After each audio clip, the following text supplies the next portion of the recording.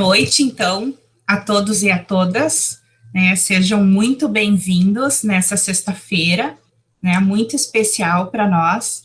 É a nossa é o nosso segundo encontro, né? A segunda live, organizada pelo curso de especialização em psicopedagogia clínica e institucional da Sobresp. É um evento aberto à comunidade, acolhe os nossos alunos, nossos professores, os nossos colaboradores. E a gente tem hoje um momento muito bacana, né? Uma convidada muito especial, que é a Amanda.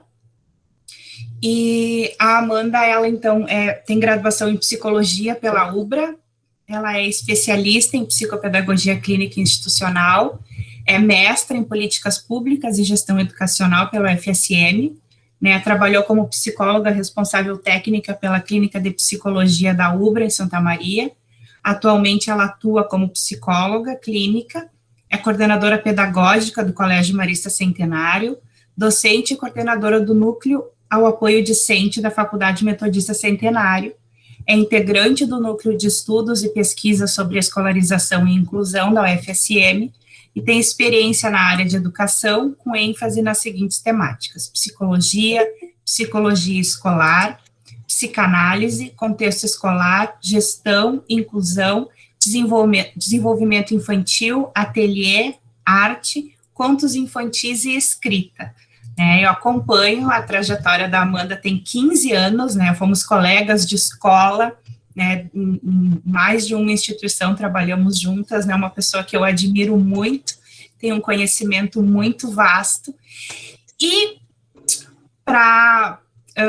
como uma surpresa, assim, um momento diferente, hoje a Amanda convidou para estar conosco hoje, né, a cantora aqui da nossa cidade de Santa Maria, a Daiane Diniz, que vai fazer uma participação especial agora no início do nosso encontro. Então, agradeço novamente a Amanda, a todos os presentes, e passo a palavra para a Amanda.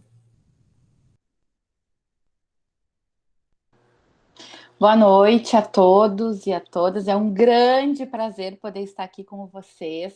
E para brilhantar esse nosso primeiro momento, eu convido, então, essa cantora, no qual eu tanto admiro, para interpretar a música Era Uma Vez.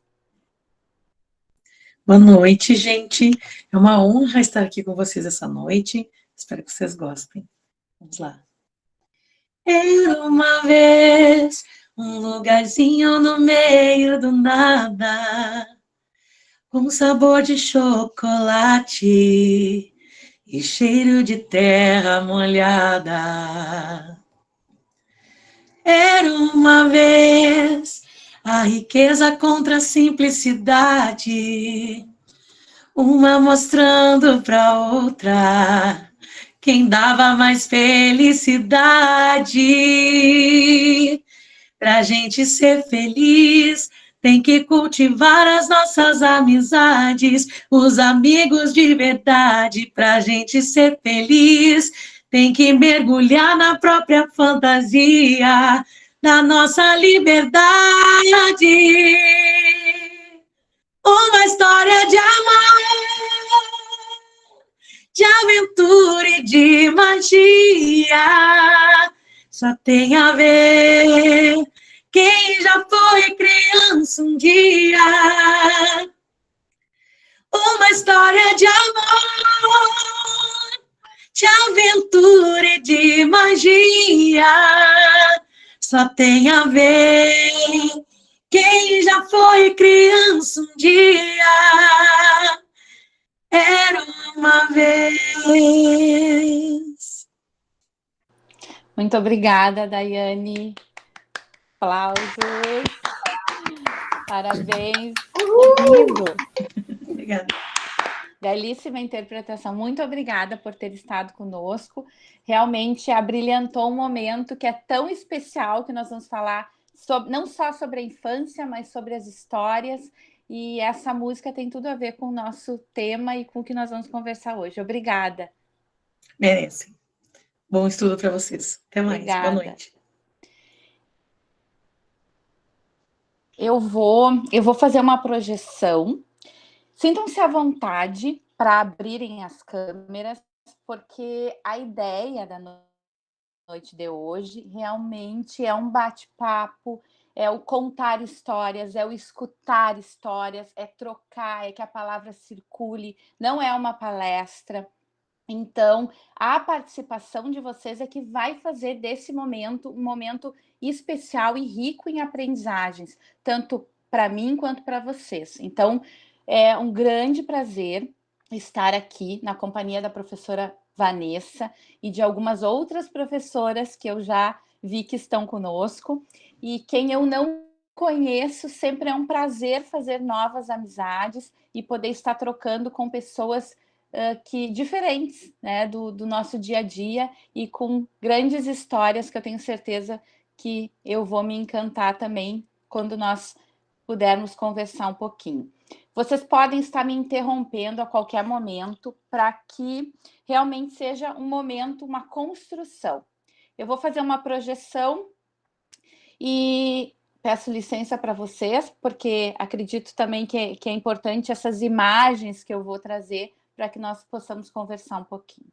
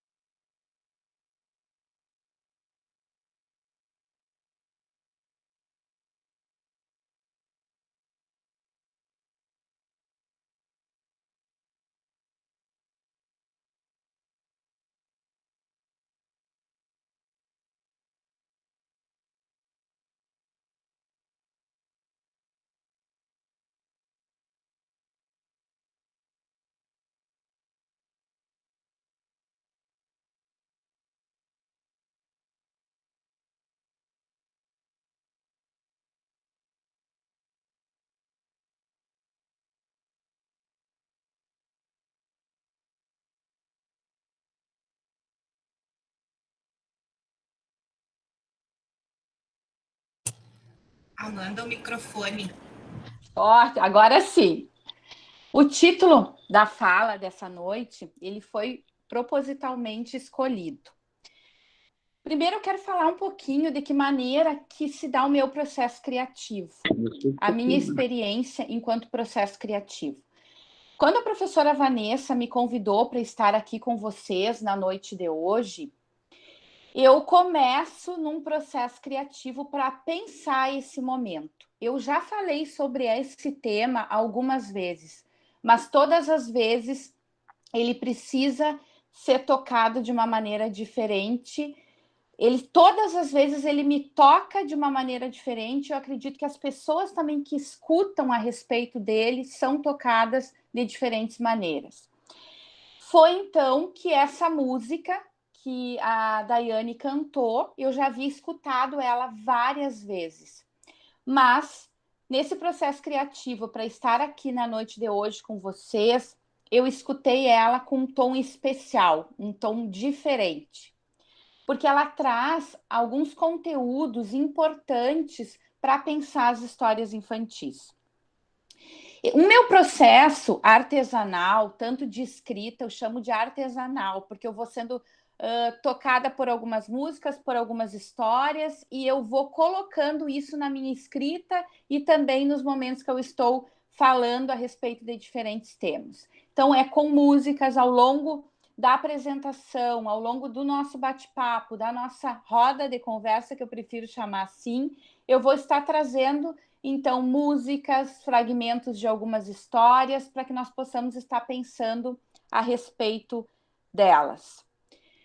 Novamente agradeço a Sobresp e a professora Vanessa, que realmente é uma profissional e uma amiga que eu já encontrei em diferentes contextos, e é sempre muito bom estar na companhia dela e na companhia de outros colegas que eu já percebi que estão aqui conosco hoje. Era uma vez um lugarzinho no meio do nada, com sabor de chocolate e cheiro de terra molhada. Esse primeiro fragmento dessa música lembra alguma história infantil para vocês? Porque até então eu escutava ela no modo mecânico, no modo automático, e não recordava de alguma história infantil. E esse segundo fragmento dessa letra: era uma vez a riqueza contra a simplicidade, uma mostrando para a outra quem dava mais felicidade. Me recordou outra história infantil. Faz sentido para vocês? Vocês conseguem recordar alguma história no primeiro fragmento e no segundo fragmento? Quem eu estou vendo, conseguem ou não? O primeiro, eu consigo lembrar da história do João e Maria, né? Foi isso? Conseguiram lembrar também? Um lugarzinho no meio do nada, com sabor de chocolate e cheiro de terra molhada. Mas só fui tocada dessa maneira agora no processo que eu estava pensando em estar aqui com vocês. Eu já havia escutado muitas vezes essa música e não fui tocada da maneira como eu fui nesse momento. A riqueza contra a simplicidade. Várias histórias também, verdade. Várias histórias infantis que trazem essa questão da riqueza contra a simplicidade. Mas eu recordei da história da Cinderela, quem dava mais felicidade. Nós não vamos entrar no tema da felicidade, porque é muito complexo, né? Conversar sobre felicidade. O que faz feliz um não faz feliz o outro. Então, não é o tema que nós vamos hoje nos deter. Mas só para. Foi muito interessante, e isso acontece com as crianças. Prof, nós estamos aqui hoje, tem pedagogos, psicólogos, psicopedagogos, tem. Qual é o nosso público hoje, prof. Vanessa? É esse público que tu descreveu, são estudantes de psicologia, professores, educadores especiais, filósofos, administradores. Não, é bem variado assim o nosso público, mas converge no sentido de buscar conhecimento na área da psicanálise, da educação e desse cuidado, né, de dar sentido a essas histórias. Ótimo, então eu fui tentando fazer algumas conexões da minha fala, justamente para poder ampliar para um leque para diferentes profissionais que pudessem estar pensando, então, de que maneira as histórias podem estar convocando eles nas diferentes profissões que nós, então, estamos inseridos. Vamos contar histórias. Me conta a sua história. Por que eu trouxe essa questão? Me conta a sua história. Vamos pensar nos diferentes contextos que nós estamos. Psicopedagogia, psicologia, escola, os professores. Qual é o professor que não vai se interessar pela história do seu estudante? Qual é o professor que, de alguma maneira, não vai convocar esse estudante ao longo do ano para contar a sua história? Quando eu estou na clínica, seja da infância, seja da adolescência ou com adultos, o que eu digo para o meu paciente? Me conta a sua história. De alguma maneira, é essa convocação que nós vamos fazer para os nossos pacientes. Me conta a sua história e, a partir daí, ele vai contar a história dele. A minha orientação é orientação psicanalítica, é uma escolha que requer, e também nós podemos estar pensando nos diferentes contextos que aqui estamos, é uma escolha que requer supervisão, estudo, análise. Então, é um tripé formativo, onde eu estou em constante supervisão, eu tenho um supervisor para levar os meus casos clínicos, eu tenho meu analista e um estudo constante para pensar a transmissão da psicanálise. E pensando nos contextos diversos, o próprio administrador, o filósofo, ele também está em contato com histórias. Diariamente nós estamos em contato com diferentes histórias, nas diferentes formações que cada um buscou. Vou trazer aqui para vocês um pouquinho de uma experiência que eu tive hoje. E eu quero trazer também a experiência da escuta de um autor que é o Christian Dunker e o Cláudio Tebas, que é o palhaço e o psicanalista, onde eles escrevem muito sobre a experiência da escuta.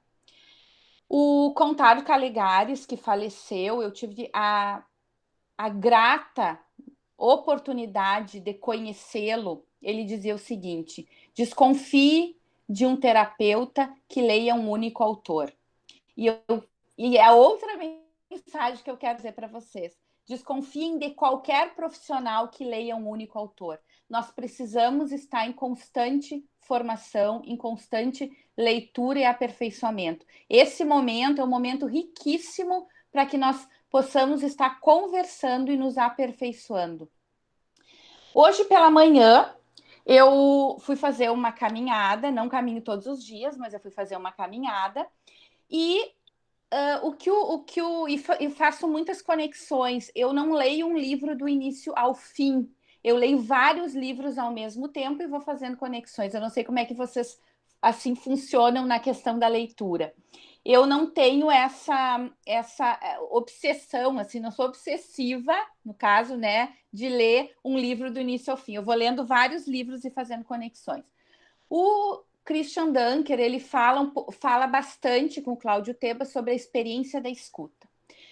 Hoje pela manhã, na caminhada que eu estava fazendo, eu não fui preocupada com o início da caminhada e com o fim da caminhada. Isso eu procuro fazer. E sim, viver o percurso. Isso eu trago também para as nossas questões, né, enquanto formação. Viver o percurso formativo, porque nós estamos sempre iniciando novos percursos. Ao longo da caminhada, eu me deparei, e essas fotos eu tirei hoje pela manhã, por isso que eu digo que a construção criativa, ela vai acontecendo ao longo desse processo, quando eu penso em uma fala. Tinha pendurado, então, na grade de uma casa, pegue uma mensagem de esperança. E ao longo da caminhada eu encontrei também algumas formiguinhas caminhando e tirei essa foto. Se eu tivesse somente preocupada com o início e com o fim, eu não havia vivido essa experiência que foi esse percurso. Então, é muito importante viver a experiência do percurso. Quando nos chega algum paciente na clínica, quanto psicólogo ou quanto psicopedagogo, algum estudante, nós também precisamos viver o percurso. Posso dizer que é muito arriscado já nos preocuparmos com o fim. O professor ficar preocupado com o processo. É verdade, aquela angústia de chegar até o final. Vamos nos permitir viver o processo. E é isso que, se eu não tivesse me permitido viver o processo, eu não tinha percebido alguns detalhes que me foram muito, muito ricos. E eu peguei a mensagem, dentro daquela... Tem cartinhas com belas mensagens. Tem algumas cartinhas, até se alguém conhece essa casa, não faça denúncia que eu passei tirando fotos, tá? Tem a cartinha. E outra coisa que eu encontrei, que eu peguei também, pedras no nosso caminho. Nós vamos encontrar muitos obstáculos no nosso caminho. E o que nós vamos fazer com isso? Nós vamos ficar numa posição de queixa, nos queixando com os obstáculos que nós encontramos no nosso caminho, ou nós vamos buscar, a partir deles, buscar o que está nos angustiando, buscar conversar com pessoas, buscar estar em momentos como nós estamos hoje, dialogando, conversando, em formação contínua. Quando chega um paciente na clínica e quando chega um estudante dentro da sala de aula, educadores especiais também, o que é mais importante para nós? E, de repente, vocês depois podem estar se perguntando, mas era sobre contação de histórias e ela também está falando sobre escuta. Mas escutar uma contação de histórias é necessário. Precisa escutar a contação de história para ser convocado pelaquela história. Quando chega o estudante, vocês estão preocupados com, depois tem aquela, com o sujeito que está chegando ali, ou com o diagnóstico que está chegando? Qual é a preocupação de vocês? É com o sujeito na clínica. Os pacientes chegam muito ansiosos e angustiados, às vezes, para saber diagnóstico. Vamos nos acalmar, me conta a tua história, porque eu preciso fazer aparecer esse sujeito que está para a diagnóstico. Eu não posso ficar presa a um rótulo, presa a um diagnóstico. Eu preciso pensar nesse sujeito que está carregando muitas vezes esse diagnóstico. Outra experiência da escuta que eu quero relatar para vocês. Vocês vão ficar com medo de ficar perto de mim depois da noite de hoje, tá? Porque foi uma outra experiência que eu tive. Quem teve a oportunidade de ir para o litoral gaúcho já deve ter visto essa cena, o famoso chocolatão, né? O famoso mar chocolatão, onde realmente a água ela é bem preta. Eu estava num determinado ano sentada à beira-mar e eu recordo, assim, são memórias e nessa semana essa memória veio muito latente para eu falar sobre ela. Estava sentada e chegou um casal com um filho, com uma criança. A criança deveria ter mais ou menos uns 6 anos de idade.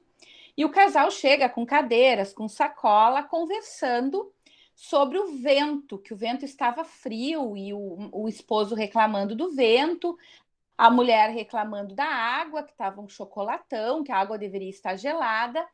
E foi eles dialogando e eu ali observando o diálogo. E o filho diz o seguinte: viveremos uma grande aventura. Então, é a experiência da escuta. E o que a criança, muitas vezes nós precisamos resgatar essa criança que cada um tem dentro de si. Porque se para o pai estava difícil, se para a mãe estava difícil estar ali com a água nessa cor, com o vento, com a água gelada, a criança então ensina para eles: nós vamos viver uma grande aventura. E de repente eles tenham vivido, se eles se colocaram, se permitiram a viver essa grande aventura, de repente eles tenham conseguido viver mesmo. O que nós vamos fazer hoje, depois desse breve relato, dessa contação de histórias? A nossa vida, ela se faz de histórias. As que nós vivemos, as que nós contamos e a que nos conta. Então, a nossa vida, ela é constantemente alimentada de histórias. Escutar, o Dunker diz o seguinte: escutar é essencialmente estar no caminho. Então, essa é uma questão que eu quero trazer para pensar com vocês. Se colocar numa posição de escuta é estar, é se colocar no caminho. Nós vamos conversar um pouquinho sobre a história de João e Maria, né? Que eu trago brevemente aqui, depois no final eu quero aprofundar um pouquinho. A psicanálise acredita, e eu tenho algumas companhias durante o percurso formativo que eu tive algumas companhias, alguns autores que trazem isso que eu estou trazendo para vocês, Diana e o Mário Corso, o Bruno Bettelheim, temos também o Celso Guttenfried. Então, eles escrevem sobre as histórias infantis, eu vou beber essa fonte para poder trazer um pouquinho das experiências para vocês. João e Maria, ela possibilita reflexões sobre a concepção oral do mundo, a aquisição da locomoção, o desmame, a fantasia de ser devorado, fantasia de ser expulso do lar e alguns distúrbios alimentares. Normalmente, a criança, em alguns momentos, ela chega na clínica relatando o medo do escuro, o quanto ela tem medo e ela não sabe nomear medo de quê. Eu tô com medo de quê? É um medo do escuro, é um medo... Eu não sei dizer do que eu tô sentindo medo. Muitas vezes, as crianças relatam que é o medo do escuro. Eu não estou dizendo para vocês que contando a história de João e Maria, ela vai relatar o medo do escuro dela. Não é isso. Cada história, ela convoca a criança e o adulto também na sua singularidade, na sua subjetividade.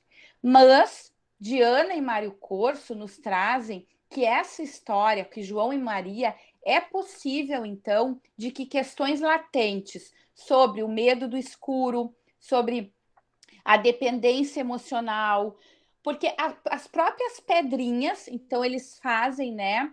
Eles nos trazem no livro que as próprias pedrinhas, as migalhas que o João e a Maria vão largando ao longo do caminho, pode se pensar sobre a questão dessa relação do cordão umbilical, como se ficasse ainda nessa ligação dos filhos com a mãe nesse cordão umbilical. E daí vem a bruxa, então, para fazer esse corte, porque sempre é necessário que venha um outro para fazer esse corte dessa relação simbiótica que muitos filhos têm com as mães. Nós vamos conversar um pouquinho mais sobre João e Maria, mas é algumas questões psicodinâmicas que a história pode estar convocando nas crianças. Algumas crianças, elas não se interessam por uma história que nós estamos oferecendo para elas. Muitas vezes elas nos pedem para contar e recontar uma mesma história. E isso diz muito de um processo de ressignificação, de elaboração. Outra história é a história da Cinderela, que foram aquelas duas, então, que a música me fez pensar. A história da Cinderela,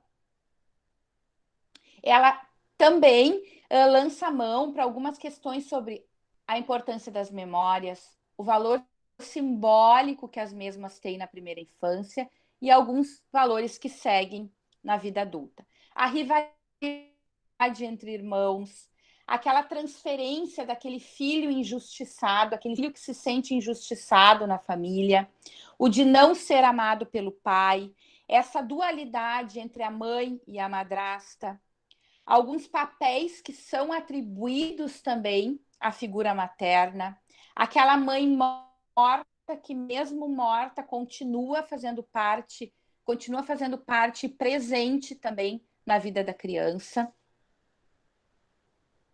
Se alguém quiser falar, por favor, me interrompa, que é um espaço para que nós possamos também conversar. De que maneira as histórias vieram parar na minha vida? As histórias infantis vieram parar. Vieram muito antes do meu percurso acadêmico, que eu vou trazer um pouquinho para vocês também, mas durante os estágios que eu tive no curso de psicologia, os estágios curriculares, eu comecei, desde os estágios curriculares, a pensar em ateliês. Diferentes ateliês foram colocados em prática. Mas o ateliê de contação de histórias foi o primeiro. Foi onde eu tive a oportunidade de estar também com a professora Vanessa, que nós estávamos trabalhando numa escola na cidade de Santa Maria, numa região de vulnerabilidade social, a Prof. Josi também, que está aqui conosco. E eu fiz o meu estágio no local onde eu estava trabalhando. E era muito difícil que aquelas crianças contassem a história delas, para que eu pudesse realmente entender o contexto e que elas começassem a contar a história delas de uma maneira lúdica, porque eram crianças pequenas. Elas não chegavam no grupo e começavam a contar as suas histórias. Muitas vezes elas começavam a brigar, né? A Prof. Josi, que é a prof, estava lá na biblioteca na época, e elas começavam a brigar naquele espaço.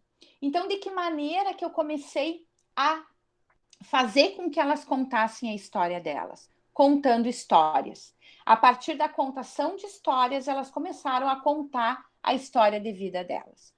E a partir daí, eu fui expandindo, então, o meu estudo para psicanálise, arte, literatura. Durante o percurso também, no meu TCC, eu escrevi sobre um ateliê de arte e depois eu tive a oportunidade de colocá-lo em prática numa escola estadual da cidade de Santa Maria, onde os estudantes que apresentavam alguma dificuldade na aprendizagem eram encaminhados para o ateliê de arte, e lá no ateliê eles poderiam ressignificar algumas questões que estavam apresentando no percurso, então, escolar. A Prof. Simone, agora eu vi, porque são alguns que aparecem aqui. A Prof. Simone também tive a oportunidade de trabalhar com ela nessa mesma escola, Escola Marista Santa Marta. No mestrado, eu resolvi continuar estudando sobre a temática. E foi então que eu escrevi, a minha dissertação foi um ateliê de contação de história. A travessia, o percurso de cada um, é um percurso muito singular, do um a um. Cada um de vocês aqui, talvez o que eu estou falando para um faça sentido e para o outro não faça sentido. E não precisa ser sentido para todos. Porque muitas vezes nós escutamos alguma fala e talvez é importante escutar até para não fazer sentido. Mas a minha travessia, a minha singularidade nesse processo com os contos infantis, ela é o resultado de todos esses fragmentos, de todas essas experiências e escolhas e, consequentemente, muitas renúncias que eu precisei fazer.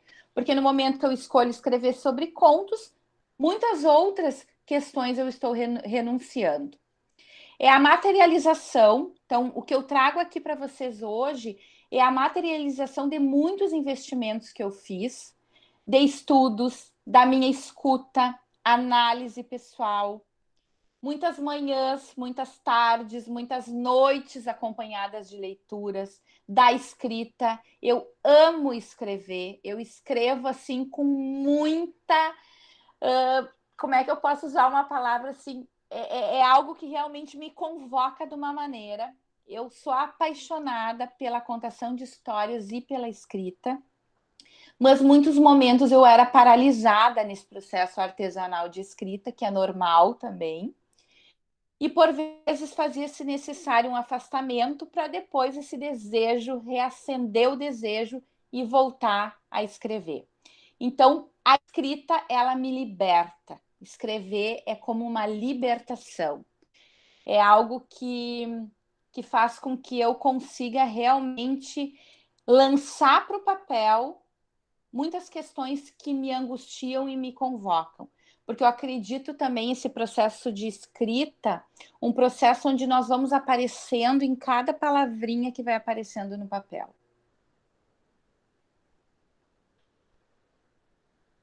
Deixa eu só ver aqui uma coisinha. O Era Uma Vez, né? O porquê do Era Uma Vez. Confesso para vocês que antes de estudar a contação de histórias, antes de estudar as histórias, o Era Uma Vez me deixava um pouquinho incomodada. Era algo que me incomodava, era o tal do Era Uma Vez. Por que começar histórias com Era Uma Vez? Mas o porquê que se começa a história com Era Uma Vez? Porque no momento que tu diz Era Uma Vez, cada um, cada sujeito, cada criança, ela vai se deslocar para o tempo que ela deseja se deslocar. É como se fosse um start mesmo, como se algo acontecesse para que a criança pudesse se deslocar para o passado, para o presente, ou até mesmo para pensar algumas questões do futuro. Os contos infantis iniciam, então, normalmente com essa tradicional preposição Era Uma Vez. E esse início permite com que a criança se coloque nesse tempo cronológico indeterminado, seja passado, presente ou futuro. E assim ameniza a dureza da realidade que muitos podem estar vivendo. E dessa maneira nós podemos, então, são questões subjetivas como o amor, a morte, o medo, a rivalidade fraterna, todas aquelas questões que eu fui trazendo naquelas duas histórias infantis, elas podem estar, então, aparecendo de alguma maneira para a singularidade de cada criança. Trago aqui um pouquinho do singular, desse um a um. cada um aqui na sua singularidade, cada um aqui com a sua história, mas vocês, nessa dança simbólica da linguagem, nessa dança simbólica para fazer essa borda no sujeito, que são aquelas palavras. Eu gosto muito de fazer, eu brinco, peraltagem com as palavras, na escrita e também na fala. E é um pouco disso, né? Quando nasce aquela criança, nasce aquele sujeito, a própria questão do antes mesmo dele nascer, antes mesmo de eu nascer, já tinha um investimento, ou uma falta de investimento. Mas o meu nome, quem escolheu o meu nome foram os meus pais. Então, a minha história, ela começa muito antes do meu nascimento. E eu carrego essas inscrições simbólicas ao longo da minha vida. E temos o direito também de mudar de nome ao longo da nossa vida. Mas isso não quer dizer que aquele nome que foi me dado num primeiro momento eu não vou carregar num passado. Então, a minha história, ela começa, por isso que eu digo, vamos contar histórias, me conta a sua história, para pensar um pouco sobre essa história, sobre a nossa história que começa muito antes do nosso nascimento. A história da nossa família, a história do nosso nome, a função paterna, quem é que exerceu essa função paterna, quem é que exerceu essa função materna, todas essas inscrições simbólicas que foram me lançadas. Então tem a imagem dessa boquinha, né, de várias palavrinhas saindo da boca. E é um pouco disso, assim, essa dança simbólica que eu chamo, dessas palavras que vão sendo lançadas na direção desse sujeito. E realmente as palavras, elas fazem borda nesse sujeito. E para fazer, e aí que está um pouco dessa, muitas vezes, as fragilidades na constituição do sujeito. E depois continuamos também fazendo história e contando história na escola. Esse sujeito, quando ele é inserido no meio escolar, as relações que ele tem, não somente as relações familiares, mas também as relações no meio escolar, essa professora que tem um papel importantíssimo na vida desse sujeito também, porque ela também pode libertar ele, como ela pode aprisionar esse sujeito na escola. E essa libertação vem um pouco de poder autorizar. É uma autorização. Ainda essa semana eu conversava com uma professora que tem um estudante do terceiro ano do Fundamental 1 que ele ainda não se autorizou a entrar no mundo da leitura e da escrita. E vai um pouco dessa autorização, não somente dessa professora, da professora e das professoras que passam por essa experiência, mas a autorização dessa família também em autorizar essa criança a leitura e a escrita. Bom, o contador de histórias, ele aparece, quem me acompanha, quem já escutou, a Prof. Vanessa já escutou, o contador de histórias me acompanha desde a minha infância. Por quê?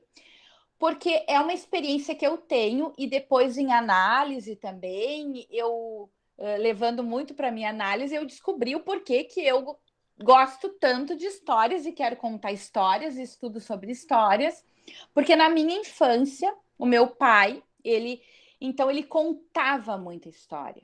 Eu tive a oportunidade de nascer numa família, num lar, que me contavam muitas histórias. E ele, como contador de histórias, então, os meus primos, nas férias, seja de inverno ou de verão, nós sentávamos ao redor do pai e ele contava histórias e nós conseguíamos nos projetar para aquele lugar aonde ele contava.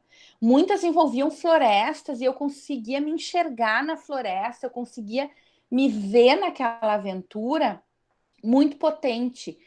E é isso que nós acionamos nas crianças, contando histórias. É dessa maneira que as crianças se interessam pela contação de histórias, seja contos clássicos, seja histórias contemporâneas, mas é contando histórias que elas vão também vão estar, de alguma maneira, fazendo com que a sua constituição, né, não somente contando histórias, mas endereçando linguagem e palavra para a criança, que a sua constituição psíquica também não seja tão frágil.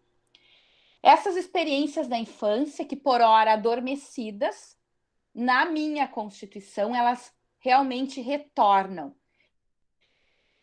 Seja instante que um sonoro, olfativo ou visual, algum cheiro, algo que eu vejo, algo que eu escuto, que fazem com que eu viaje novamente lá para períodos da minha infância. E nesse instante inaugural, essa distância entre a vida adulta e a infância, ela se estreita de uma maneira e eu consigo realmente produzir, assim, eu acredito que é possível produzir essa brecha, esse resgate no tempo e gerar novos sentidos. Na busca de um resgate no tempo, para revisitar a minha infância e as minhas lembranças, esses períodos que as palavras começaram a soar com um tom especial na minha vida, com uma possibilidade de encontro. Permito-me, então, fechar os olhos lentamente e sou atravessada por essas lembranças expressivas e saudosas da minha infância. E aquela lembrança, ela toma corpo, é um resgate simbólico com aquele personagem favorito da história contada pelo meu pai, com aquelas histórias que me impactaram, aquelas lembranças que têm cheiro, carregadas de afeto, de sentimento e com trilha sonora. Por isso que iniciamos também com uma trilha sonora. O Násio diz o seguinte, é um psicanalista, que a fantasia é como um livrinho de bolso, que a qualquer momento nós podemos resgatar essa fantasia. Não, o presente e a fantasia se entrelaçando e se atravessando. Outra letra de música que traz muito dessas experiências e dessa fantasia da criança na infância é essa que foi composta pelo Chico Buarque, que fala então sobre agora eu era herói. Isso é muito característico da criança, essa fantasia de vivenciar diferentes fantasias ao longo das suas brincadeiras. E o meu cavalo só falava inglês. A noiva do cowboy era você, além das outras três. Eu enfrentava os batalhões, os alemães e seus canhões. Guardava o meu bodoque e ensaiava o rock para as matinês. Música também, não somente as histórias infantis, mas as músicas, elas podem ser usadas. Os ateliês, eu tive a experiência de ter ateliês, né, de estar à frente de ateliês de contos infantis, ateliês de música, ateliês de brincadeira, de fotografia, com os adolescentes na clínica também. Bruna, as músicas nos levam a lugares especiais, realmente. E essa música, eu também escrevi um texto sobre essa música, fazendo algumas conexões da infância com essa letra de música. Eu gosto bastante de partir de alguma letra de música ou de alguma história e tentar fazer algumas conexões e alguns laços mesmo com o que eu me proponho a estudar. O Bruno Bettelheim nos diz que as histórias infantis, elas têm esse efeito, o de aproximar a criança com outros significantes e com a sua curiosidade, estimulando a sua imaginação, convocando as suas emoções, para que despertem para a aventura que está sendo narrada. A angústia, a tristeza, o medo, a alegria, o desamparo e os mais diversos sentimentos tornam-se companheiros dessas narrativas. E a partir delas, as crianças começam a encontrar sentido para suas perguntas. Então, a partir das histórias que as crianças escutam, elas começam a encontrar sentido para algumas angústias que acompanham elas.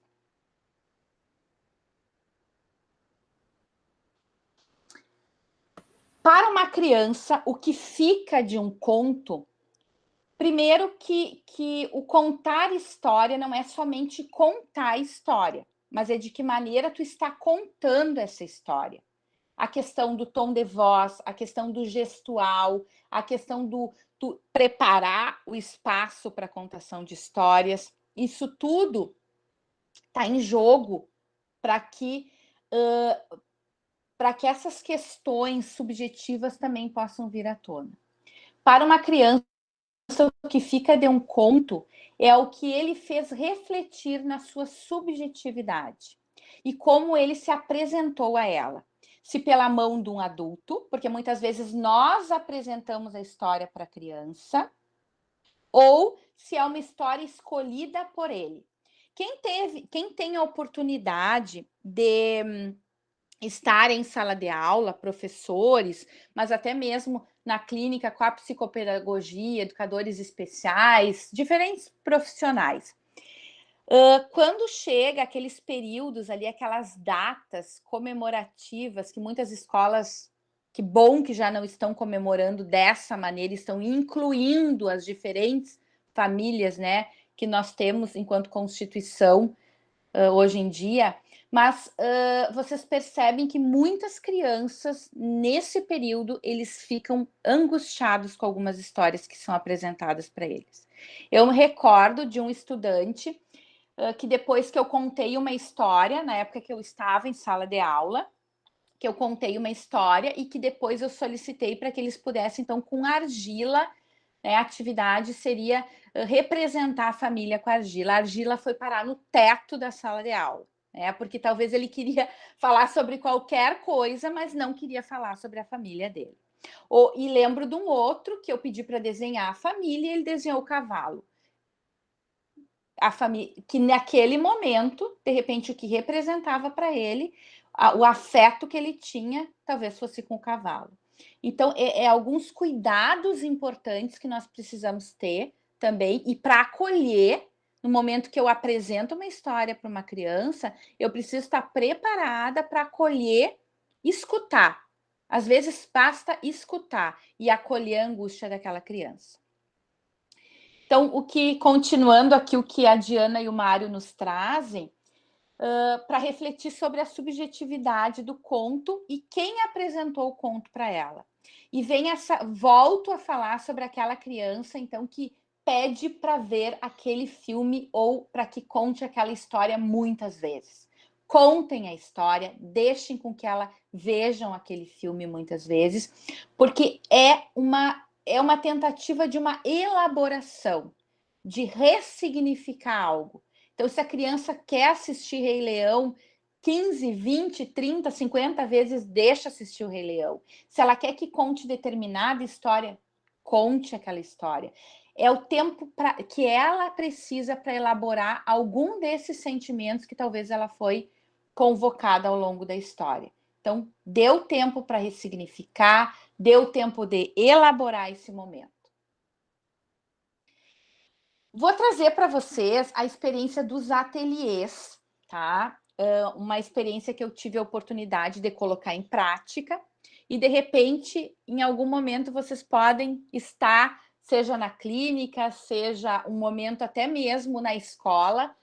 Por que não sair, né? Qual é o objetivo do que eu quero? Qual é o objetivo? Às vezes, aquele conteúdo, agora trazendo um pouco da coordenadora pedagógica também, né? Aquele conteúdo, ele precisa ter sentido para o estudante, ele precisa ter sentido. Às vezes, com uma história infantil, eu consigo trazer mais sentido do que simplesmente... Se eu vou falar sobre alimentação, eu sei que João e Maria traz questões para além da questão da alimentação, mas de repente eu posso contar a história de João e Maria para poder pensar sobre alimentação.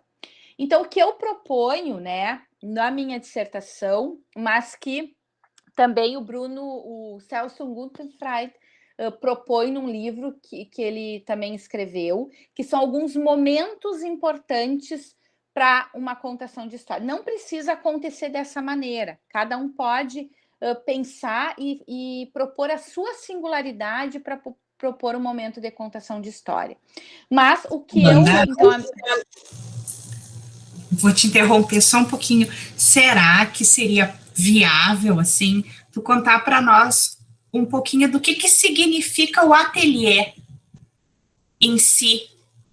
Eu acho que seria bem bacana, assim, a gente poder entender o que, porque ateliê pode significar várias circunstâncias, né? Como é que a gente pode trazer para nós, assim, esse conceito que é tão lindo, né? Do que seria um ateliê, como construir, por que um ateliê e não outra coisa?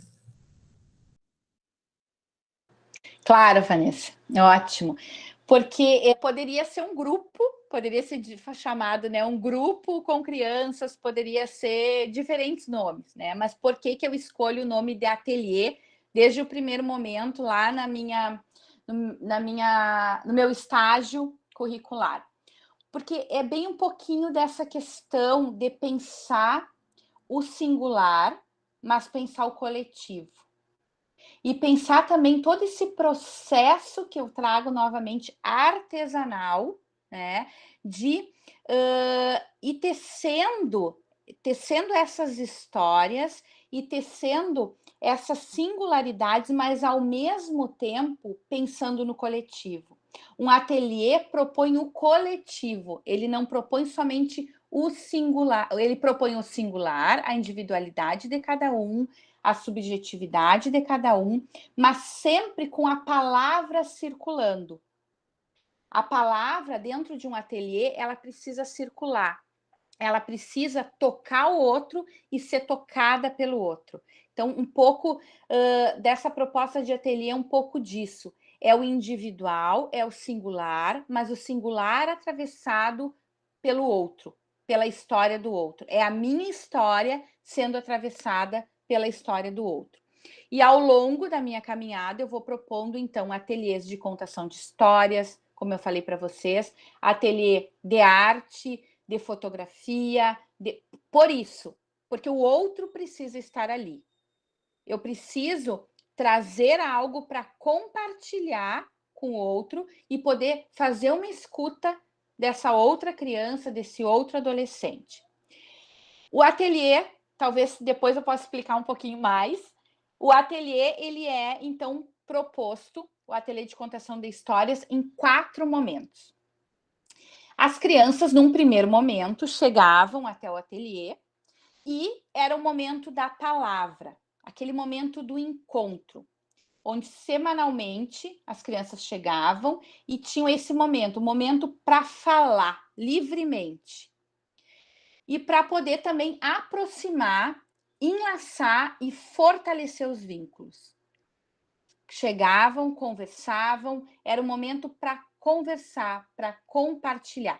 Isso vai acontecendo ao longo de todo o processo do ateliê, mas esse momento inicial não era proposto nada, nenhuma atividade orientada ou conduzida. Era o momento onde eles poderiam circular livremente pelo espaço, conversar, onde eles podiam se encontrar e falar livremente.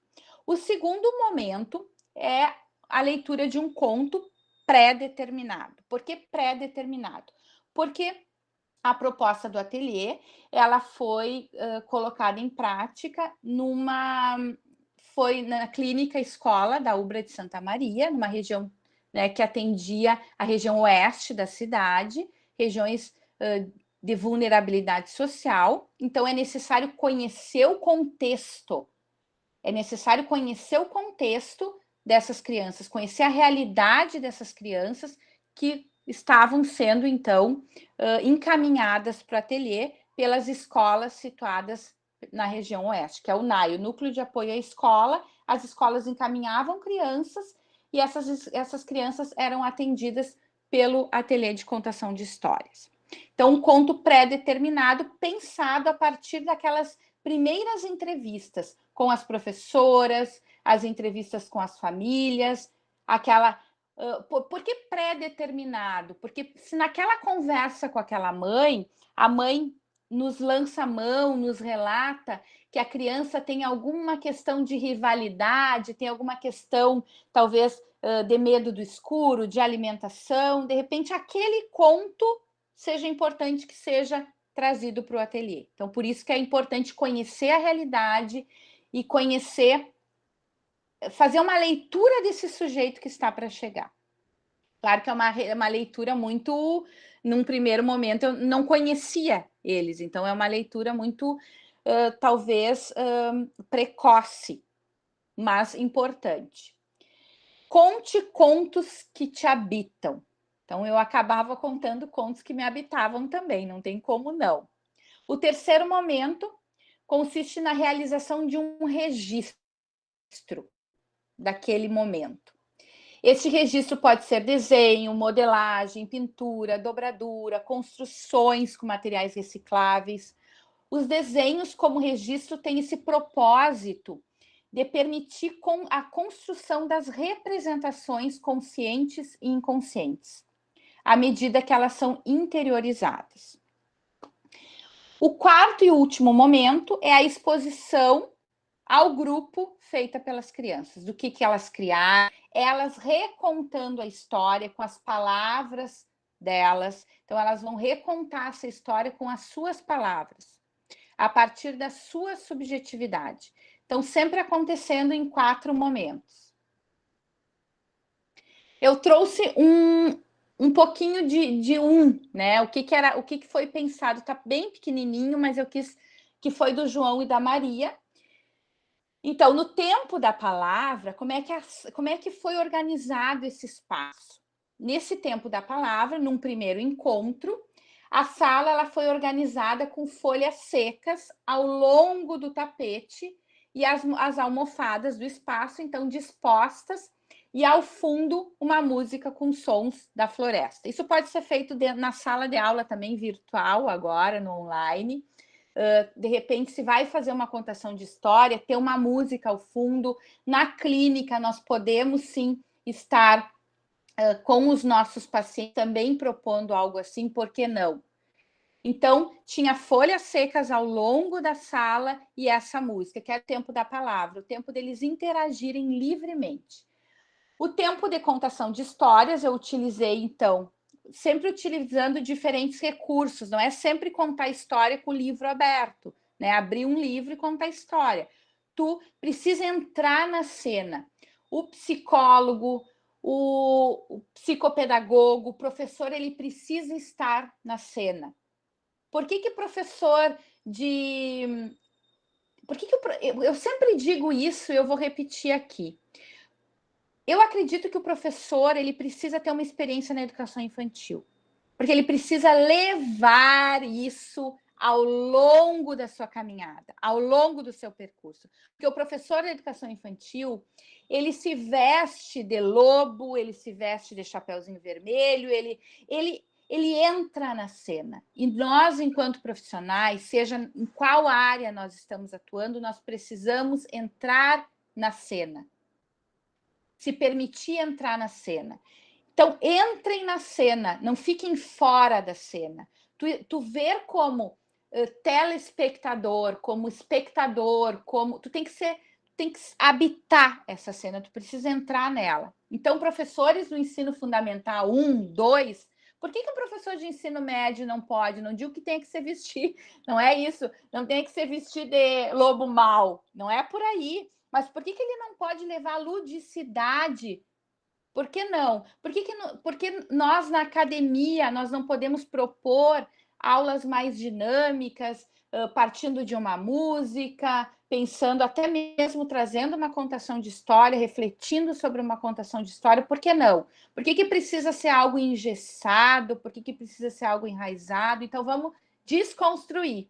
Eu gosto muito da desconstrução. O tempo do registro da história, no caso de João e Maria, as folhas secas, então, também fizeram parte para registrar essa história. Eu gosto muito de usar materiais recicláveis, caixas, botões, tampas, rolos, papéis, tintas.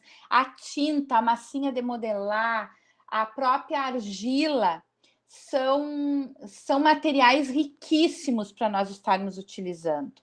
E quando eu falo isso, é nesses contextos diversos. Na clínica, com os meus pacientes, eu uso argila, eu faço construção com material reciclável. Então, isso ele é usado não somente na escola, como na clínica, em diferentes contextos, como também no ateliê de contação de histórias. Sempre respeitando, é muito importante, sempre respeitar a singularidade, o singular, o processo criativo de cada um. E depois tinha o tempo, então, da exposição no grupo, que a partir do que eles haviam realizado e registrado, eles faziam, cada um, então, trazia a sua experiência para o grupo. Bom, estamos chegando ao final para poder conversar, por favor, e para que não se torne também eu falando e vocês escutando. Não é essa a lógica de um espaço para poder fazer algumas construções. Termino, então, com essa música do Caetano Veloso, Oração ao Tempo, porque é o fim, não é o fim, né? Porque nós começamos falando que não é o fim, né? Não vamos pensar nessa questão como fim, porque a gente vai seguir. Eu sigo na certeza que a cada tempo novas aprendizagens. Por mais que eu tivesse estudando sobre a contação de histórias desde a minha experiência enquanto estagiária, cada momento eu aprofundei mais, cada momento novas aprendizagens, construções, desconstruções, um não saber. Eu me coloco nessa posição de eterna aprendiz, de um não saber, que os vínculos constituídos, eles seguirão fazendo parte da minha história. Aqui que eu estou vendo agora tá Simone, tá Vanessa, tá Josi, vínculos que eu tive há mais de 10 anos na minha vida, e elas continuam fazendo parte da minha história. Andem em companhia. A clínica, a psicopedagogia clínica e a própria psicologia, a psicologia clínica, ela é muito solitária. Andem em companhia. Tenham colegas que vocês podem partilhar, dividir as ansiedades, dividir as angústias. Tenham alguns colegas que vocês possam continuar em companhia com vocês ao longo da trajetória. Elas seguirão fazendo parte das minhas lembranças, da minha história, que como um sopro sonoro, como eu trouxe lá, olfativo ou visual se farão presentes. Nas rimas do meu estilo, que é o que traz a música, eu sigo acreditando nos ateliês, na arte, na potência da arte nas nossas vidas, na escuta, sustentar o lugar da escuta não com o meu preconceito, não é sustentar o lugar, isso eu falo não enquanto psicóloga, porque psicóloga é um outro saber, é uma outra escuta. Mas quando eu vou escutar o outro, quando eu vou escutar o meu estudante, quando eu vou escutar algum sujeito, vamos escutá-los, não vestindo a nossa roupa, carregado de preconceito, carregado de juízos. Vamos tentar escutar eles com a roupa deles, com empatia, se colocando no lugar deles. Então, eu sigo nessa rima do meu estilo, que é como vocês perceberam, trazendo várias questões assim ao longo da minha fala. Continuo acreditando no acolhimento a todos, a todos. A inclusão não é só público-alvo da educação especial. A inclusão dentro seja nos diferentes contextos, é incluir a todos com a sua diversidade. Principalmente acreditando nas histórias de vida, nas histórias que agora eu pretendo escutar um pouquinho de vocês, sem julgamento, sem rótulo ou exclusão. É dessa maneira que nós seguimos. Muito obrigada, Vanessa. Agora eu quero conversar um pouquinho com vocês. Trouxe algumas questões e agora acredito que a riqueza desse momento é poder conversar um pouquinho.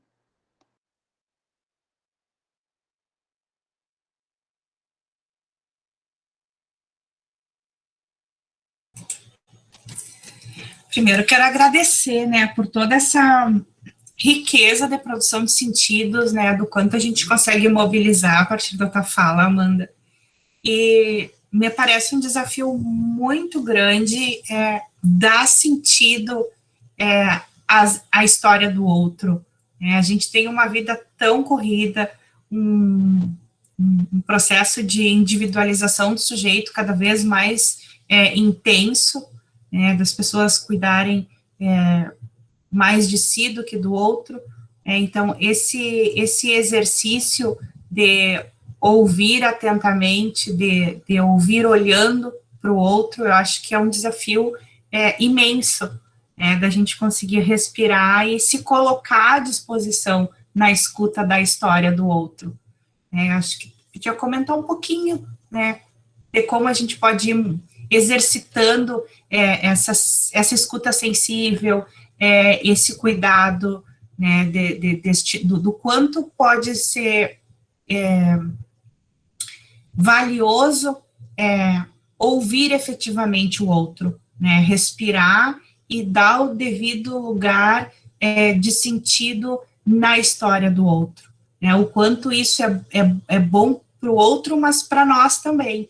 E acredito que não só na esfera do trabalho, da pedagogia, da psicologia, da psicopedagogia, mas da vida pessoal, né, no âmbito geral da nossa vida, do quanto a gente se constitui pelas histórias, né, das histórias que nos contam, de diversos modos, né, das histórias que a gente constrói com os amigos e que hoje esse resgate é tão potente agora nesse momento de isolamento que nós vivemos, né, de relembrar o que foi vivido, o que foi sentido, das histórias de família, né, que a gente se reúne e quem tem uma família um pouco maior percebe que elas se repetem constantemente a cada reunião de família, né, as histórias das infâncias, das tias, né, dos nossos avós, dos nossos primos, né, elas são recorrentes, né, e o quanto me parece que a gente tem perdido esse lugar de reconhecer a história como parte da nossa constituição, enquanto sujeito, enquanto singular, enquanto único. Vanessa, num primeiro lugar, assim, o que eu tenho para dizer? Que, em primeiro lugar, nós precisamos nos escutar. Escutar o outro, mas nos escutar. A escuta é uma escuta ética também, tem isso também, né? O quanto a escuta, se colocar nessa posição de escuta, ela precisa ser ética. E, normalmente, em algumas situações, e o que eu tenho percebido também, uma necessidade de falar da sua história, uma necessidade de estar... Nós vivemos um mundo tão líquido, tão veloz, tão instantâneo, e os encontros, muitas vezes, eles acontecem, as pessoas querem falar das suas histórias, mas não querem escutar a história do outro.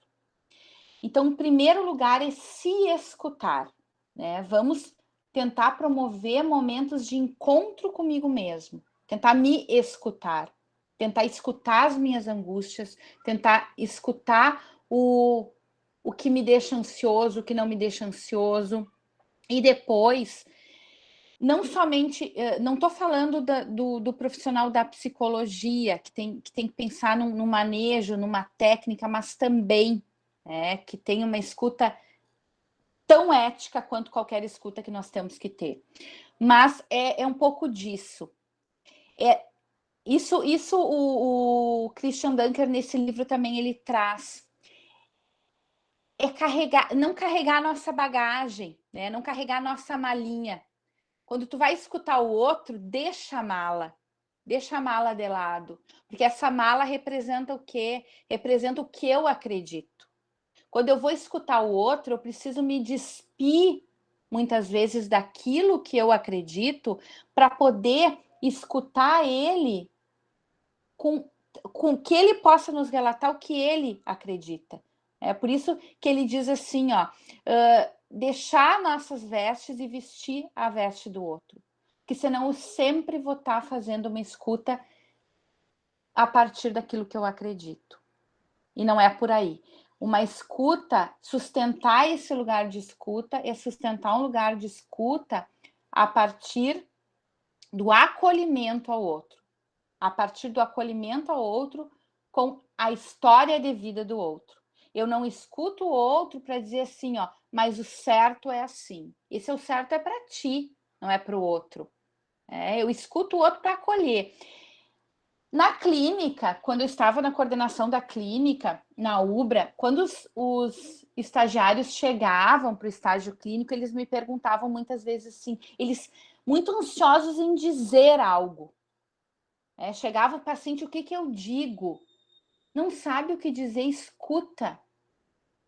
Escutar é uma maneira de realmente escutar o outro, é uma maneira de acolher muito melhor do que se tu falar uma palavra que pode desencadear algo no paciente e que depois tu não vai dar conta disso se tu não tiver toda uma experiência, uma supervisão, um estudo. Então, escuta. Eu sempre dizia para eles, escutem.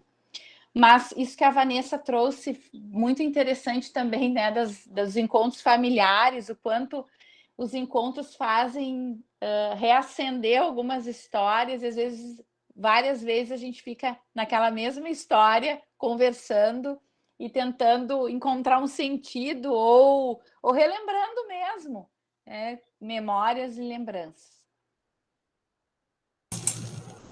Pessoal, alguém tem alguma questão, alguma pergunta? Essa retomada das histórias familiares, né? Elas também carregam muitas dores, né? Eu tenho muitas tias e elas se reúnem e gostam muito de relembrar da infância, e aí vem uma briga e vem algo que não foi bem dividido, algo que não ficou bem resolvido, e é um looping eterno, né? Quando se reúnem, assim, sempre vem essas histórias que, no fim, terminam sendo bem divertidas. O pessoal comentou aqui no chat, a Vanessa pediu se é possível tu dividir esses slides conosco, esse material que está sensacional, né? E aí, se tu não te incomodar de fazer essa gentileza, eu posso estar encaminhando por e-mail para os participantes. A Bruna, ela comentou sobre o vínculo, né? Que para acontecer esse vínculo, a nossa história tem que ser contada para o outro, partilhada com o outro, e que assim acontecem esses vínculos duradouros e significativos. A Daniela Padilha comenta também que é verdade, que para a vida toda levar o nosso colega e suas experiências dividindo, contribuindo e aprendendo diariamente, né, e que é maravilhoso saber que ela vive exatamente o que fala. Ela é você, Amanda, né? E orgulho é dividir todos os dias contigo, Amanda. A Janete agradeceu, disse que foi muito bom te ouvir. Não sei se mais alguém quer fazer algum comentário, alguma colocação, podem comentar. Quero agradecer a presença da Daniela, também é muito bom conviver com ela. A Janete também foi uma colega muito querida, que eu tive a oportunidade de vivenciar momentos muito significativos. A Ana Rúbia, que está aqui também. Todos vocês que estão, estou falando esses que eu já conhecia, que já fazem parte, né, da minha história, mas todos vocês que estão, muito obrigada. Assim, ó, se surgiu uma questão, mas agora eu, só para também não deixar de dizer isso, o que eu trouxe aqui faz muito sentido para mim, eu espero que de alguma maneira tenha feito sentido para vocês, mas faz muito sentido para mim, até porque eu consegui vivenciar isso na prática e também ter autores que me deram toda essa base teórica. Isso é muito importante. É muito importante sempre buscarmos de fontes, de leituras que nos deem essa base teórica para colocarmos na prática. A teoria e a prática, elas precisam se conectar. A teoria sem a prática, como é rico, né? Quando nós escutamos alguém, pelo menos eu acho assim, como é rico escutar alguém que conseguiu vivenciar aquilo na prática. Então, sempre buscando esse estudo, né? Aprofundar nos diferentes estudos que vocês estão buscando. Amanda, o Leandro tem uma questão. Tu quer abrir a câmera, Leandro, para nós? O microfone? Quer fazer pelo chat?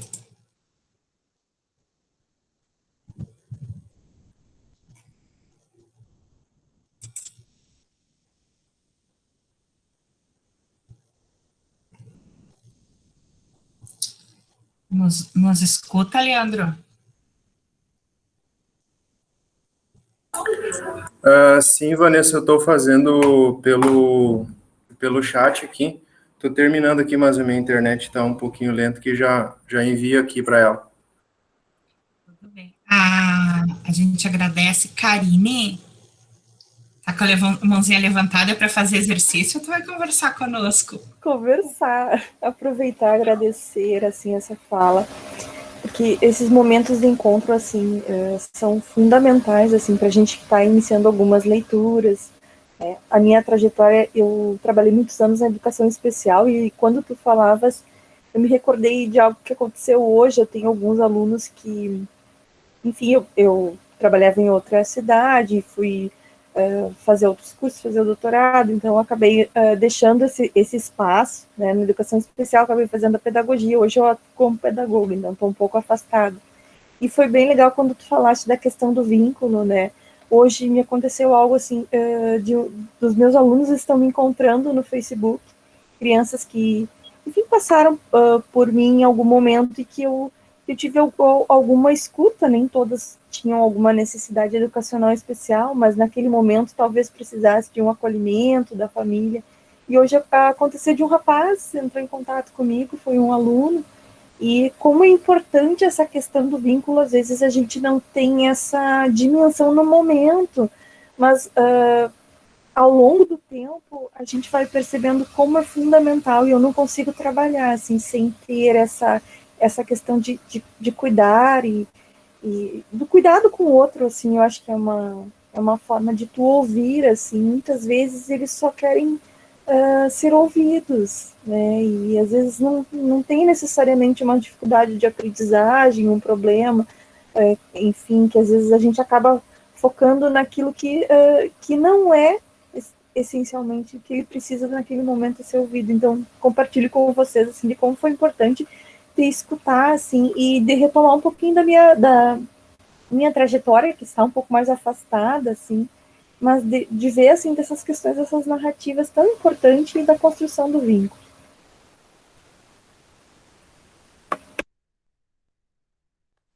Karine, agora, enquanto tu falava, eu recordei também como é importante mesmo, assim, como nós deixamos marcas nos estudantes, positivas e negativas também, né? Mas recordando nessa minha trajetória enquanto docente, eu tenho mês passado uma estudante que já deve estar com 17 anos, 16 anos, ela me disse que a senha do e-mail dela é o meu nome e sobrenome. Para te ver, eu não tinha noção disso, né? Mas, assim, é uma maneira, é um afeto, né? É um afeto, e é esse vínculo que eu fiquei sabendo agora, depois de anos, que ela usa, então, a senha. Então, eu sei a senha agora do e-mail dela, mas usa meu nome e o meu sobrenome. É um exemplo, assim, para pensar um pouco disso, né? Um pouco da importância que nós temos enquanto, agora falando um pouco que eu também, né, me considero uma educadora, enquanto educadores na vida dos nossos estudantes. É muito significativo, e nós precisamos ter muito respeito a isso, a essa posição que nós temos. O Leandro ainda não está escrevendo, Leandro? Está elaborando. Leandro é nosso... A Simone formando já está muito séria hoje, Simone. Está cansada. Está prestando atenção ali, ó. Online. Ó, a Vanessa levantou a mão. Oi, boa noite. Tudo bem? Boa noite, Vanessa. Eu não posso primeiro deixar de dizer que eu sou fã primeiramente da minha xará Vanessa, né? minha prof, que foi no curso de pedagogia. Eu queria te parabenizar pela grandeza, né, do que a gente pôde ouvir hoje aqui, né? Realmente foi muito gratificante e assim foi bem, casou com tudo que eu estou vivendo aqui na minha casa com meu filho, né? E também não tô podendo viver na escola porque eu não estou na educação infantil, enfim, gostaria de estar, mas atualmente eu dou aula para jovens, mas querendo ou não, eu também conto histórias para eles, né? E a gente também tem que ter essa escuta com os jovens, porque muitas vezes a gente acaba deixando muitos paradigmas, né, de que o jovem é aborrecente, que ele não tem coisas para acrescentar, e essa questão da escuta, ela me fez assim enxergar vários artistas na minha... Eu dou aula para jovem aprendiz do Senac, né, e assim, me fez encontrar vários artistas, porque a metodologia que é passada nesses cursos profissionalizantes é muito séria, né? Então, assim, não tem uma abertura para eles fazerem o que eles gostam, né? Escutarem o que eles gostam. Então, ano passado, eu me reinventei completamente. Eu comecei a escutar o rap, eu comecei a escutar funk, outros tipos de funk, não esse pesadão, né? Mas o funk que tem uma história, né? E, aliás, todos têm, mas tem uns que às vezes não dá para a gente escutar por causa da complexidade das palavras.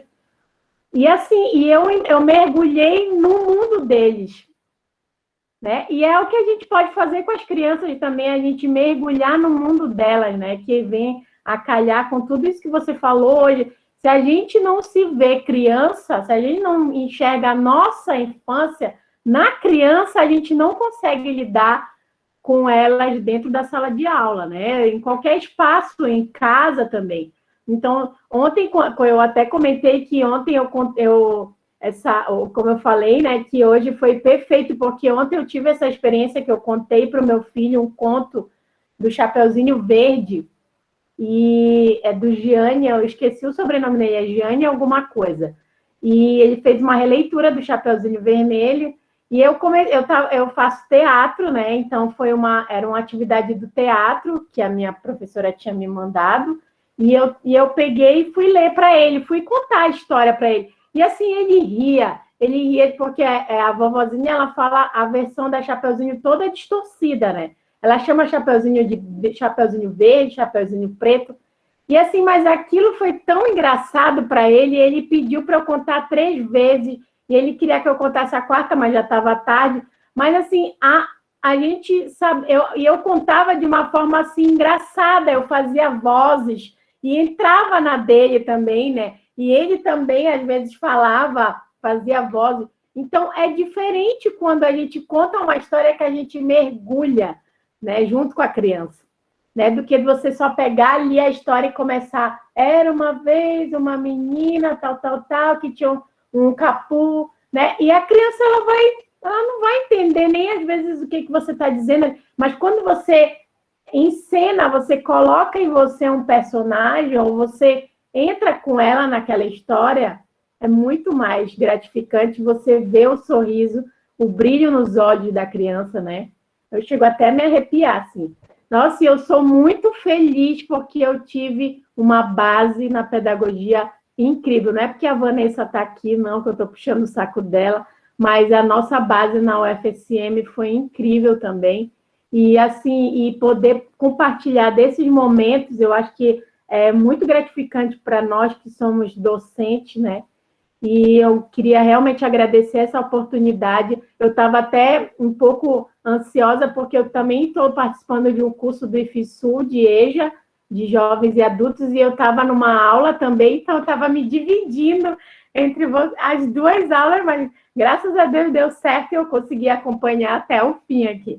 Tá? Muito obrigada, Amanda, aí um beijo, assim, eu gostaria muito de te dar um abraço, né, energizado, assim, de muita gratidão mesmo pelo teu encontro hoje com a gente. E agradecer a professora Vanessa por sempre mandar essas belas, né, esses belos eventos para a gente poder participar junto aqui, tá? Boa noite para vocês. Que ótimo te escutar, Vanessa. E é isso, é entrar na cena, é o que eu falava, né? Tem que entrar na cena. E falando sobre os belos encontros, semana que vem já temos um outro encontro marcado, né, Josi? Já está aqui, ó, já estão todos convidados. Nós temos mais 2 lives agendadas a semana que vem com a Prof. Josi, que está aqui conosco, né, que é sobre produção de material didático, né, ela trabalha em educador especial, então produz muito material didático lúdico, com sucata, sem sucata, né, personalizado, e na outra semana a gente também tem um encontro que é sobre processo de aprendizagem Piaget, né, com a professora Andréia Sequin, que muitos aqui também já conhecem. Olha, o Leandro vai conversar conosco, Leandro? Agora eu vou conseguir domar as minhas parafernálias tecnológicas aqui. Primeiro, uma boa noite a todos e a professora Amanda, né? Então, gostaria que a senhora falasse um pouco mais, se fosse possível, porque quando estava falando, né, fui me deparando com algumas situações da minha própria experiência agora, né? A gente está aí com a Prof. Pascal, né, a Prof. Beth aí na clínica, né, com os outros professores da supervisão, que é justamente isso, né? A gente conseguir, de certa forma, fazer essa escuta, meio que se desprendendo também um pouco, né, de algumas convicções, né, que em determinada altura da vida foram se concretizando, né? Então, a partir disso, eu gostaria que, se a senhora pudesse falar um pouco mais, justamente disso, dessa dificuldade em que a gente enfrenta, né, porque a gente vai para a clínica com o intuito de auxiliar, né, e com esse intuito, muitas vezes não é nem de rotular, nem de definir um diagnóstico, mas a gente partir de um princípio, né, que esse princípio nos foi ensinado. Então, quer dizer que são crenças, são convicções, são aprendizados de vida, né, em que a gente também introduz ali, né, então com o intuito justamente da ajuda, né, e às vezes a gente acaba esquecendo de escutar, mas que do outro lado é um desdobramento do eu, né, que age, que pensa, que sente, né, e que por algum motivo está ali, né, seja na escola ou seja também na clínica, que é o caso que a gente está vivenciando agora. Então, mais uma vez, obrigado, né, e gostaria que pudesse contribuir um pouco mais nesse assunto que tanto nos rodeia, né, tanto na escola, para quem é professor, também já fui professor, né, atuante, e hoje estou aí, né, agora com pacientes, e vários fenômenos diante de mim, né, e mesmo assim ter que conseguir conciliar entre entender o que é meu, né, me resguardar sobre isso, né, fazendo terapia, né, fazendo supervisão, e poder ainda assim, né, caminhar nessa linha tênue, né, e poder ajudar. Leandro, espero conseguir responder a tua pergunta. Mas assim, ó, nesse tempo que eu estive à frente da clínica, essa era uma angústia realmente que muitos estagiários chegavam na clínica com essa angústia que tu está trazendo. Ontem ainda teve alguns acadêmicos que têm aquelas entrevistas assim que eles fazem com algum profissional, né, com um psicólogo, para poder conhecer um pouquinho do contexto. E ontem ainda eu estive com 4 acadêmicos de uma outra instituição e eu falei um pouquinho sobre isso com eles. Primeiro, eles me perguntaram sobre a questão da abordagem, da própria questão, né, da abordagem, como que eles chegariam até a clínica e qual abordagem que eles estariam, então, utilizando. Isso, ao longo do percurso acadêmico, tem uma certa transferência com os professores também e uma certa aproximação de uma abordagem e não de outra abordagem. Um pouco é isso, né? Um pouco também é tu ter aprofundar o estudo nessa escolha, nessa abordagem, então, que tu te identificou ao longo do teu percurso.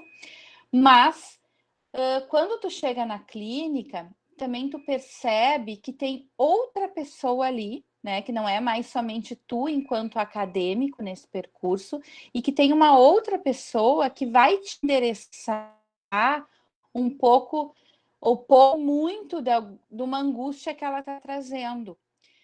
Mas eu acredito que tu mesmo já respondeu na tua própria pergunta. Para que tu consiga entender o que é teu e o que é do outro, é terapia. É terapia. Então, assim, ó, uma das coisas que nós, assim, conversávamos muito nas reuniões clínicas, é um pouco disso, assim, é que precisa fazer terapia, que é importante fazer terapia.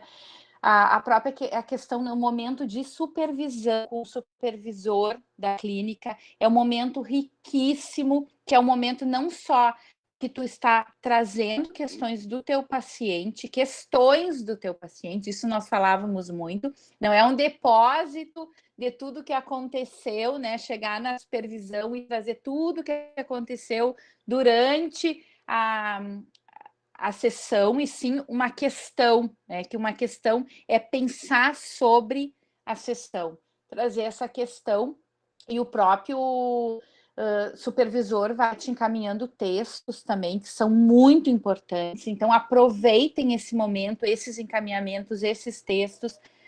Mas eu te digo que a terapia, a análise, esse processo de se escutar, que é um pouco o que eu falava, né? Um processo de se escutar e levar isso para a supervisão também, para a supervisão do teu estágio, levar alguns atravessamentos do que tu percebe que é teu e o que é do teu paciente, porque é difícil.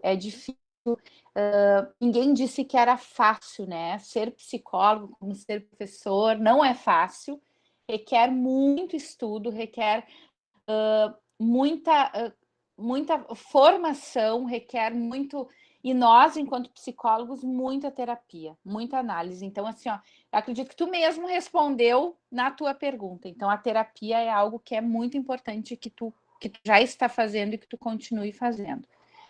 E talvez, se eu não tenha respondido, eu tentei responder, porque eu acredito nisso, eu acredito que é com terapia mesmo.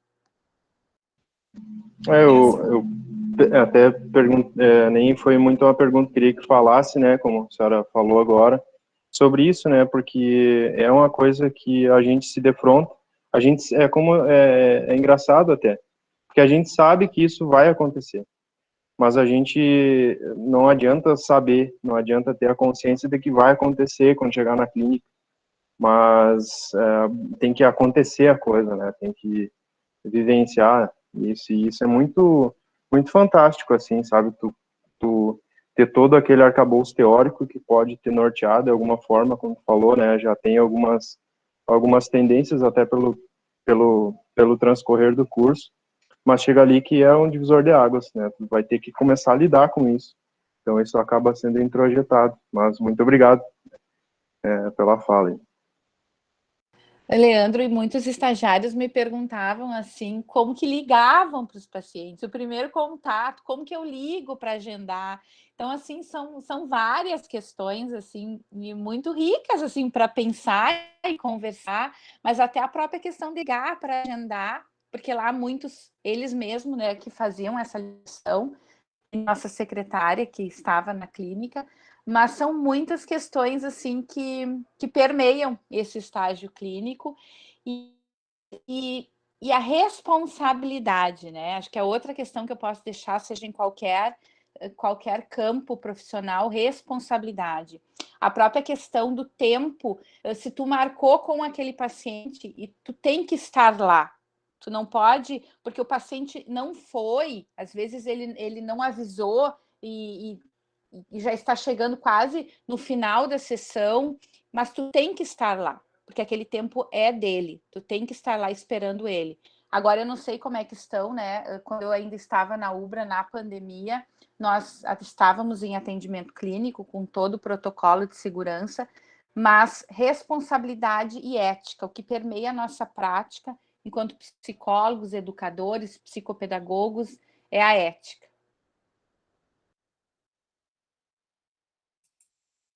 Esse tema, eu acredito que daria um outro encontro, né? Essa questão, ela permeia tanto todos os públicos aqui, né, presentes, a pedagogia, a psicologia, a psicopedagogia, o quanto a gente precisa ter desprendimento do que nós acreditamos que é certo, do que é verdade, do que nos foi ensinado, do que foi aprendido, com a nossa vontade ou sem o nosso consentimento, porque as nossas verdades vêm desde a infância, né, como a Amanda colocou, a nossa história se constitui antes do nosso nascimento, e o quanto isso se dá num desafio muito grande de eu ter que colocar de fora daquele espaço de aprendizagem ou de cuidado com o outro, o que eu acredito que é verdade na minha vida. O que eu me autorizo a organizar numa narrativa de várias questões religiosas, políticas, sociais, familiares, e aí, de repente, eu me deparo com um outro que se organiza num sentido completamente diferente do que eu entendo como verdade, e a minha verdade não cabe ali. Ali não cabe a minha verdade, ali cabe um outro lugar, né, um lugar profissional de mediar um processo de aprendizagem ou de escuta, no caso da clínica, né, e isso é um desafio constante, porque a cada outro que atravessa a minha história, eu tenho algum conflito em algum momento da verdade do outro e da minha verdade que eu não posso fazer prevalecer naquele momento, porque não é essa questão. E a gente se organiza no nosso dia a dia para defender as nossas verdades, né? Na nossa família, com os nossos amigos, nos espaços que a gente ocupa, nas redes sociais, né? A gente compartilha o que acredita que é certo, o que é melhor para o outro, e no momento do trabalho, esse desejo de colonizar o outro, ele não pode atravessar aquele espaço.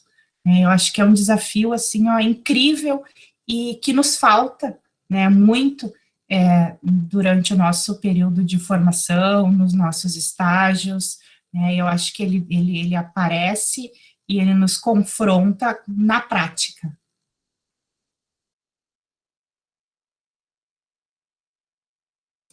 Vocês podem conversar. Eu concordo contigo.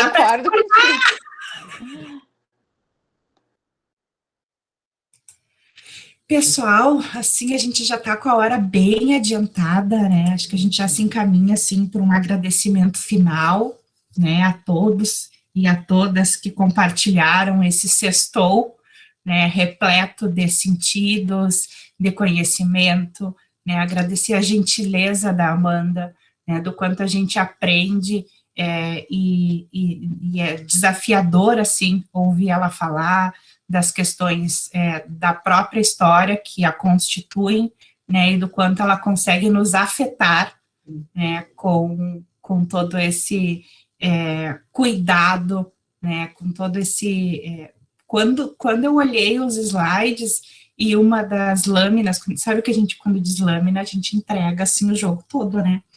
Mas uma das lâminas que foi, isso aconteceu hoje, né, a gente percebe todo o envolvimento, né, que ela teve para compartilhar conosco hoje.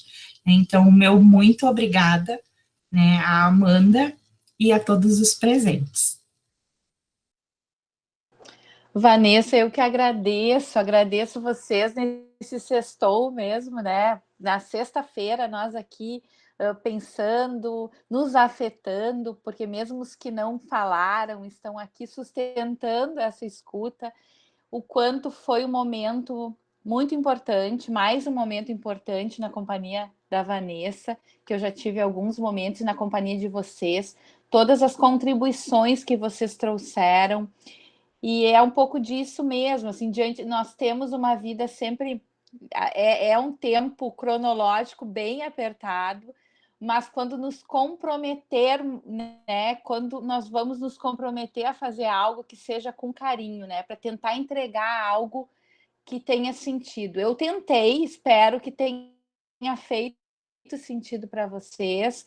Foi foi pensado e elaborado com muito carinho mesmo. E me coloco à disposição para outros momentos, para outros temas, para outras reflexões. Muito obrigada, Vanessa. E na semana que vem vou tentar estar acompanhando a Josi também, que sempre é muito bom escutá-la. Uma boa noite, então, a todos e a todas. Eu vou encerrar a gravação nesse momento.